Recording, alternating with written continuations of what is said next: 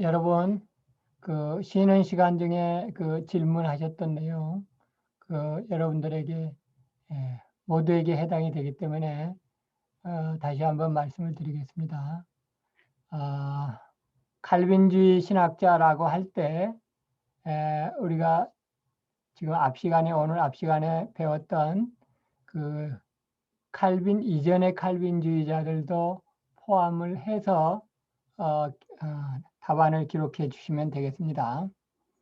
칼빈 이후의 칼빈주의자들만 칼빈주의자들인 것이 아니라 칼빈 이전의 칼빈주의자들인 어거스틴과 갑바도기아 교부들에 대해서도 넓은 의미에서 칼빈 이전의 칼빈주의자들로서 굉장히 중요하다.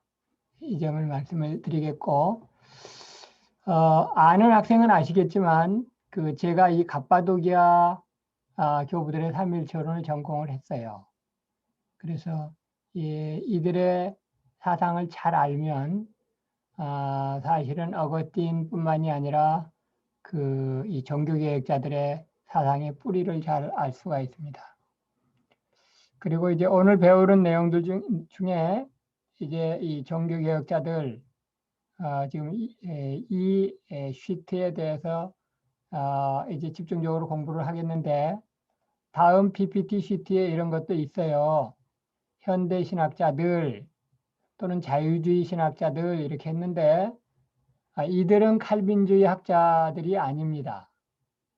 그런데 왜 지금 이제 여기 PPT에 포함을 해서 여러분들이 간단하게 소개는 드리겠어요. 특별히 칼바르트 뭐 이런 사람들, 이 사람들은 칼빈주의 신학자들이 아니다. 그래서 여러분들이 나중에 이제 그 신학자들의 이름이 나올 때 칼빈주의 신학자들이 아닌 사람들에 대해서 여러분들이 구분을 하실 수 있어야 되니까 여러분들에게 오늘 내가 소개는 드리는데, 시험 학기말 고사로서 여러분들이 쓰실 때 이 현대 신학자들에 대해서는 쓰실 필요가 없어요.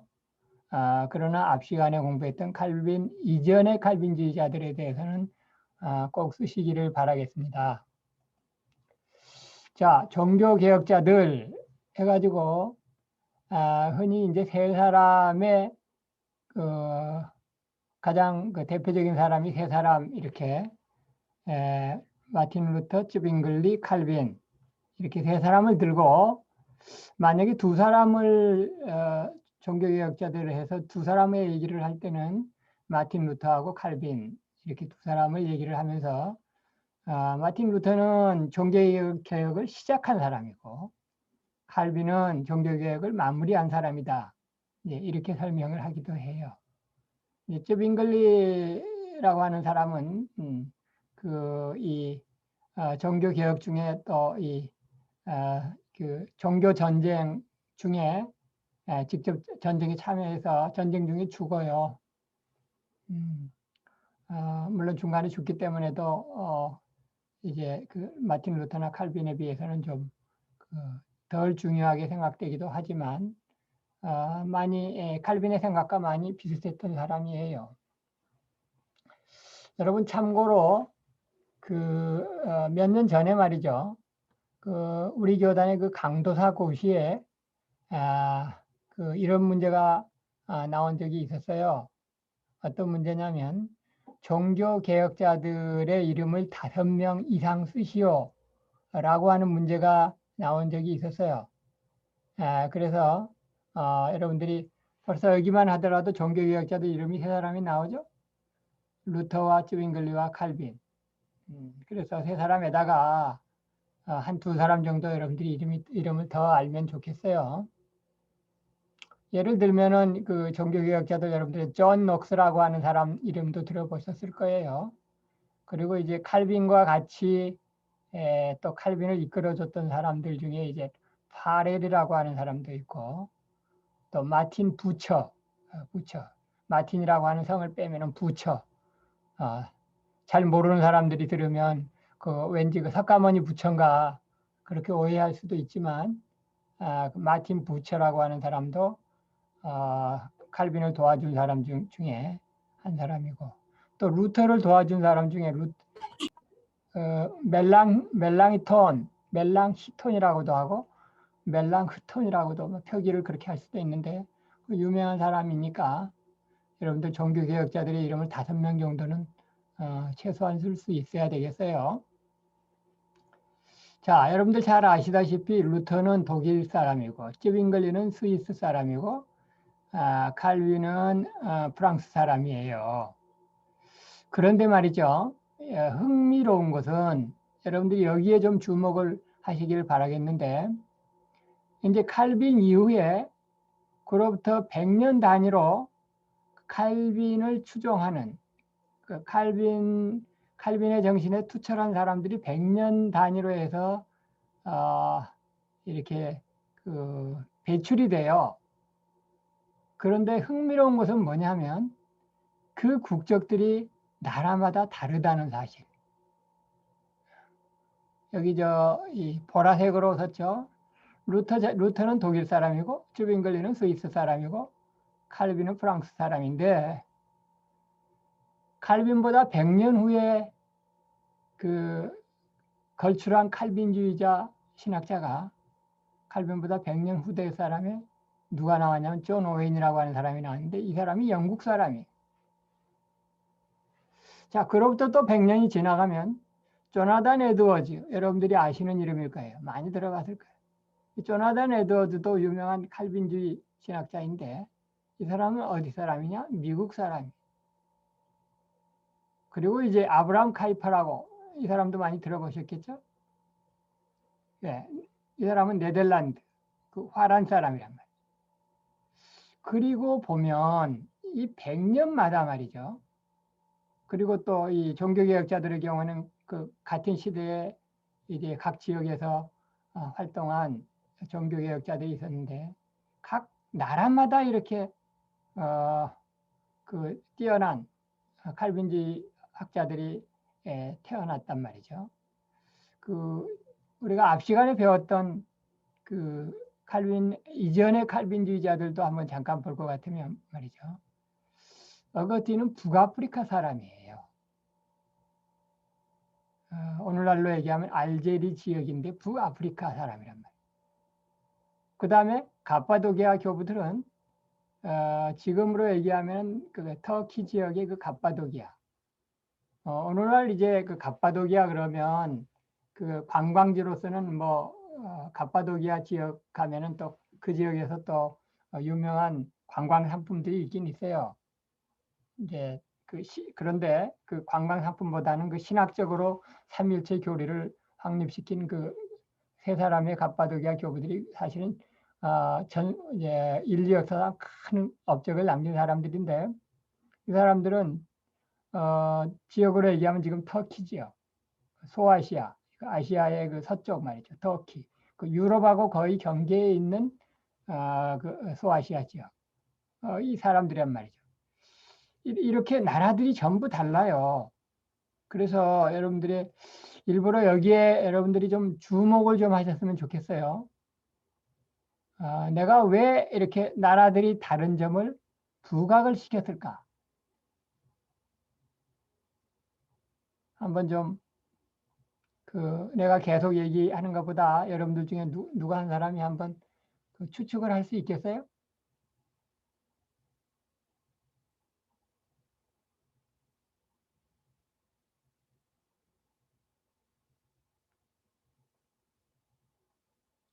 16세기부터 시작을 해서 말이죠. 그로부터 100년 후에 칼빈주의자가 일어나고 그로부터 또 100년 후에 뛰어난 칼빈주의자가 일어나고 또 100년 후에 또 100년 후에 이렇게 나오는데 그 나라들이 제각기 다르다. 영국, 미국, 네덜란드, 화란. 여러분들 여기에 그 어떤 신앙의 원리가 있어요.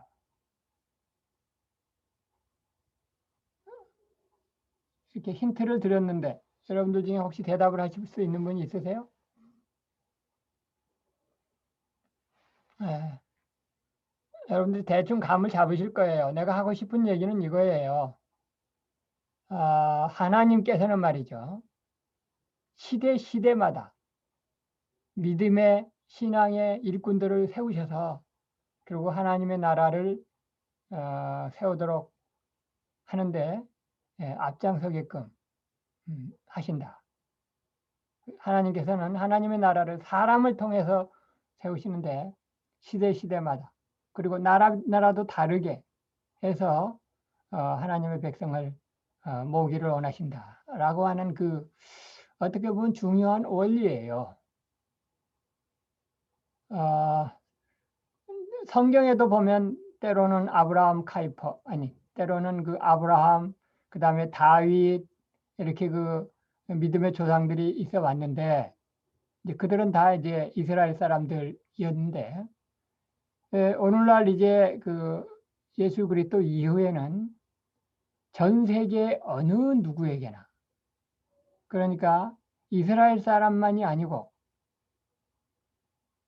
세계 어느 민족 누구에게든지 하나님께서는 기독교 신앙을 복음을 심어 주기를 원하시는데 그 중에 그 대표자들을 각 나라별로 세우심으로써 어느 민족 누구에게나 믿고 영생 얻을 수 있는 그 믿음의 도리를 선포하셨다. 이런 그 중요한 원리를 알 수 있을 것 같아요. 여기 맨 밑에 보면 그 20세기에 칼빈해가지고 박형룡 해가지고 여기 한국인 이렇게 했잖아요.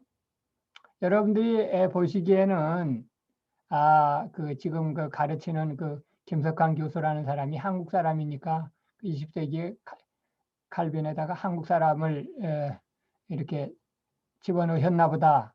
혹시 이렇게 생각하실지 모르겠는데 이게 내가 한국 사람이어서 박형룡 박사를 집어넣은 게 아니고 사실은 그 20세기 들어와서는 그 복음의 믿음의 복음의 그 확장이 제일 확장적으로 된 나라가 한국이에요. 그리고 그 우리나라 한국이 복음이 그 확장된 그 중요한 이유 중에 어쩌면 가장 중요한 이유는 뭐냐면 한국에 건전한 칼빈주의 신학자가 있었기 때문인데 그 칼빈주의 신학자가 바로 박형룡 박사인 거죠.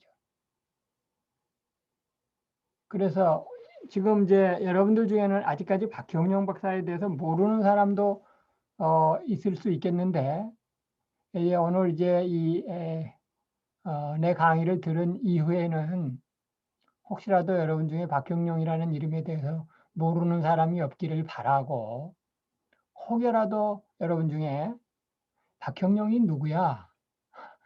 이렇게 전혀 전혀 내 알 바 아니라는 듯한 투로 또는 나는 모르는 사람 이렇게 하지 않았으면 좋겠어요. 다른 사람들에 대해서 좀 더 구체적으로 얘기를 하기 전에 제가 박형룡 박사에 대해서 먼저 그 20세기의 칼빈, 그러니까 유럽의 그 어떤 신학자들보다도 뛰어난 신학자가 박형룡 박사다. 라고 하는 얘기를 좀 여러분들에게 드리도록 하겠습니다. 자, 박형룡 박사는 우리 한국의 장로교, 말하자면 대한예수교 장로회에 해당하는 이제 지금으로 얘기하면 굳이 얘기하면 총신대학교죠. 총신대학교의 첫 교장을 지내셨어요. 이제 그 당시 교장이라고 하면 지금의 그 총장급에 해당하는 건데, 근데 그때 그 무렵에는 저기도 다 같이 통합교단이라든가 기장 쪽에 지금 한신대, 장신대 쪽도 말하자면 다 같이 장로교가 하나로 묶여 있었어요. 하나로 같이 있었어요.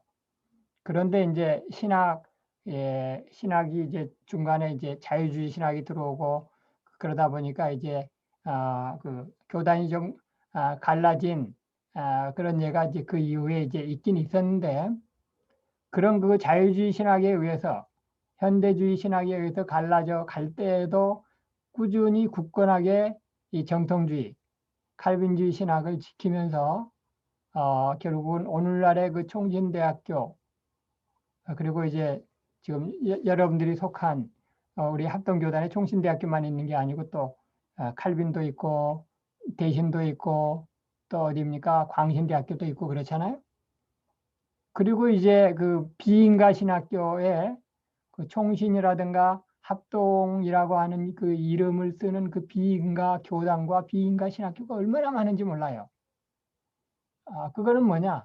그 숫자가 또 적지 않은데 그 총신의 그 아류 그리고 대한예수교장로회 합동교단의 아류는 다 사실은 그 이 총신의 신학, 합동교단의 신학, 박형룡의 신학을 다 추종하는 세력들이라고 봐도 돼요. 자, 그런데 박형룡 박사가 어떻게 오늘날 그 현대의 그 20세기의 그 유럽이나 미국의 신학자들보다 더 뛰어난가? 라고 하는 것을 잠깐만 얘기를 하면 그 이 시대의 뛰어난 그 조지 신학자 중에 이제 벌콥이라고 하는 분이 있는데 벌콥의 조지 신학도 유명해요. 그런데 그 벌콥의 조지 신학과 박형룡 박사의 조지 신학 책을 비교를 해보면 박형룡 박사의 책이 벌콥보다 오히려 더 뛰어난 부분이 있어요. 분량도 더 많고. 그런데 그 신학적으로만 뛰어난 것이 아니라 벌콥이라든가 이런 분들이 그 가르치는 그 미국이라든가 이제 그 뿌리에 해당하는 화란의 신학이 또 교회가 오늘날 많이 위축됐잖아요. 그런데 박균영 박사의 신학으로 인해 가지고 보수주의 신학, 칼빈주의 신학이 뿌리 깊인 우리 한국에서는 엄청나게 큰 교회 성장을 이루었어요. 그래서 한국이 그러니까 이 박경영 박사가 태어나고 활동하던 그 시대부터 오늘날까지 이르기까지 한국처럼 교회 성장, 신학의 성장을 한 나라가 다른 나라가 없어. 그래서 이런저런 것들을 다 통틀어서 20세기의 칼빈주의자들은 박경영 박사인 거예요. 이거는 우리나라뿐만이 아니고 외국에서도 다 인정하는 바이고 우리 교단에서도 우리 대한예수교장로회 합동교단뿐만이 아니고 다른 교단, 특별히 한철아 박사라고 있어요. 유명한 분인데 그 아세아 연합신학대학의 설립자에 해당하시는 우리 합동교단이 아니죠. 그런데 그 한철아 박사가 좀 비교적 객관적으로 박형룡 박사를 평한 글이 있는데 정말 20세기에 그 어떤 외국의 어떤 그 누구보다도 뛰어난 신학자이고 우리 한국교회 부흥이 이분 때문에 있었다. 이런 거를 쓴 그 객관적인 글이 있는데 여러분 우리 한국의 신학이 한국의 교회가 건전한 신학의 뿌리를 잇고 큰 교회 성장을 할 수 있었던 것은 박형룡 박사의 건전한 신학, 박형룡 박사의 칼빈주의 신학 때문이다. 이렇게 보시면 이거는 틀림없습니다. 이거는 거의 진리라고 봐도 돼요. 그래서 지금 이 박경영 박사까지 포함해가지고 각 시대마다 걸출한 칼빈주의 위대한 대표자들을 한 명씩 세워서 그것도 나라별로 다르게 세우셔서 올바른 신학이 세세토록 이 전파되어 가도록 역사하시는 그 하나님의 그 섭리의 손길을 여러분들이 보실 수 있어야 하겠습니다. 자, 그러면 이제 그 루터부터 시작해서 조금씩 더 얘기를 하도록 하겠습니다. 마틴 루터가 종교개혁에 기치를 올렸어요. 이제 여러분들이 고학년에 2학년, 3학년에 올라가면서 교회사를 통해서도 루터에 대해 배울 테고 또 조지신학을 통해서도 루터를 배우게 될 텐데 그 대표적인 게 이제 1517년에 그 종교개혁을 일으킨 10월의 마지막 날, 10월의 마지막 날 종교개혁을 일으킨 그 사건, 그 비텐베르그 성당이라고 하는 곳에 그곳에 그 대문짝에다가 95개조의 말하자면 어떤 95개 조의 그 논방문을 써가지고 그 당시에 그 당시에 그 로마 카톨릭 그리고 교황과 그 추기경들을 향해서 이것은 성경과 벗어나는 일입니다. 라고 글로써 항의한 일, 그거를 시작을 해가지고 이제 종교개혁이 일어났다. 이렇게 역사적으로 얘기를 하는 거예요. 비단 기독교인들뿐만이 아니라 세계사를 공부할 때도 굉장히 유명한 사건인데, 그 당시 로마 카톨릭에서 그 베드로 대성당을 짓기 위해서 증축하기 위해서 자금이 필요했잖아요. 그 돈을 모금을 하려고 면제부라고 하는 것을 팔았어요. 그래서 이거를 면제부라고 하는 것을 사면은 일종의 그 헌금이니까 그거를 그 헌금의 그 행위를 통해서 이제 위하여 기도해 주는 그 사람이 영원히 연옥에서 천국으로 올라간다. 그러니까 이 면제부를 많이 사세요. 라고 로마 카톨릭이 그 잘못된 그 신앙을 전파하고 잘못된 그 행태를 하던 것을 그게 아니다. 믿음으로 구원받는 것이지 면제부 산다고 구원받는 게 아니다. 성지순례 열심히 한다고 그 무릎으로 그 계단을 기어 올라갔다 내려갔다 그렇게 고행한다고 해서 구원받는 거 아니다.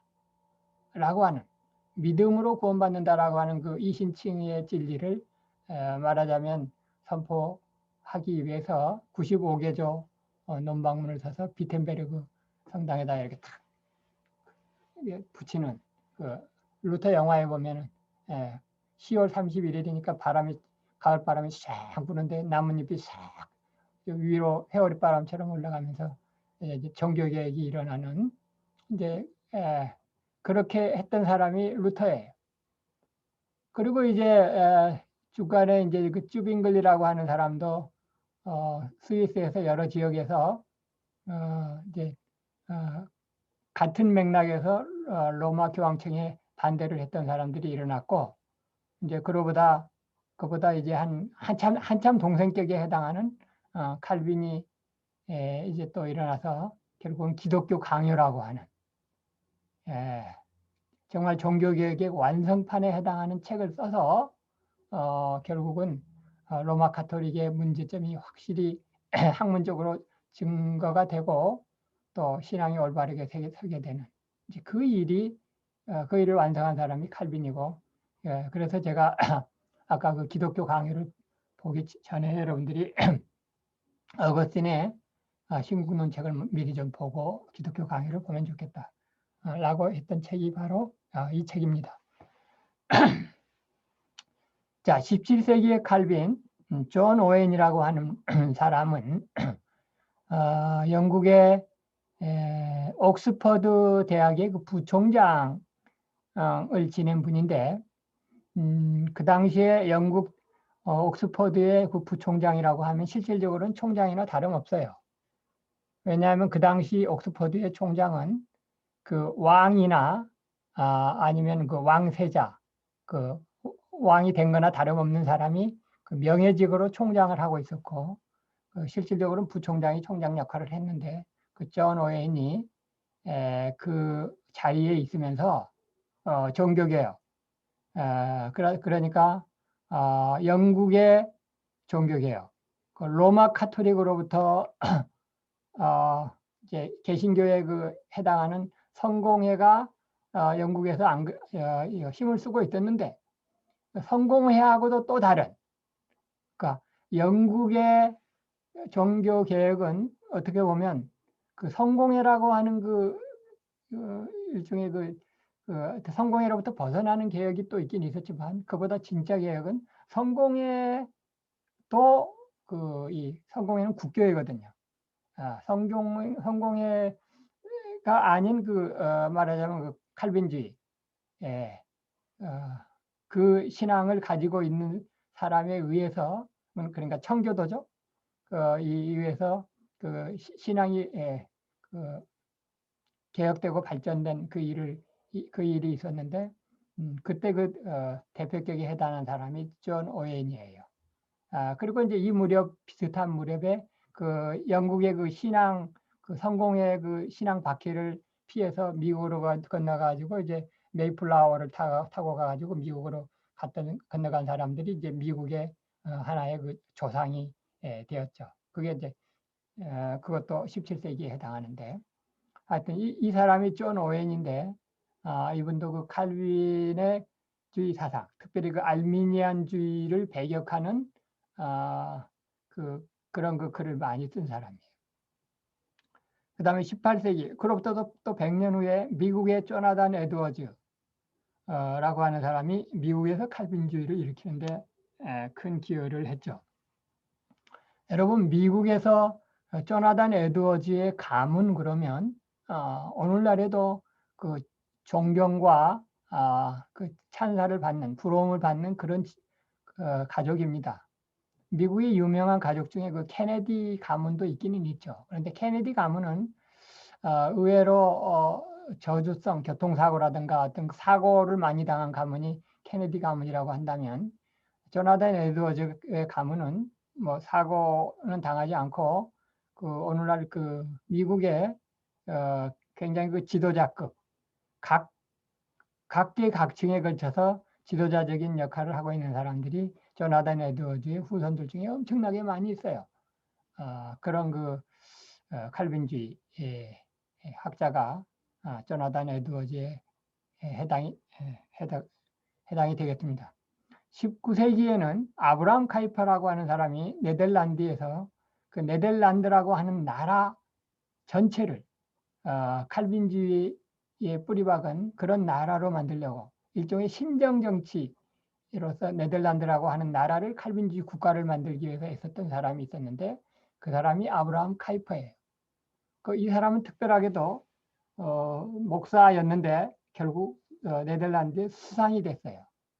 그 이제 오늘날 이제 우리나라라든가 미국 같은 경우에는 목사면은 이 정치는 안 하는 것으로 그렇게 알고들 있는데 특이하게도 이 네덜란드 사람이었던 아브라함 카이퍼라고 하는 사람은 목사였는데 정치계에 입문해 가지고 결국은 그 네덜란드의 수상이 됐어요. 그래서 네덜란드 수상이 되니까 그 한 나라를 네덜란드라고 하는 한 나라를 칼빈주의 국가로 뭐 기독교 국가 정도가 아니고 칼빈주의 국가로 만들기 위해서 그 상당한 기간 동안 노력을 했던 그런 사람이 아브라함 카이퍼입니다. 그 이제 아브라함 카이퍼가 원래는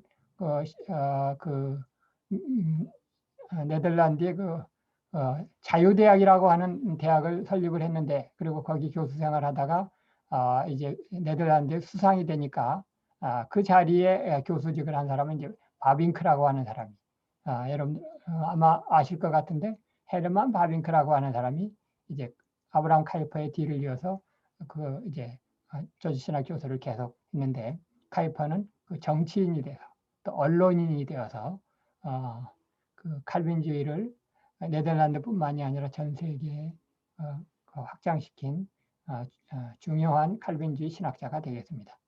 이제 이런 사람들이 가장 중요한 칼빈주의 신학자에 해당이 되니까 여러분들이 그런 줄 아시고 잘 앞으로 이제 학문을 점점 더 익히게 될 때 분별력 있게 따라오시면 좋겠습니다.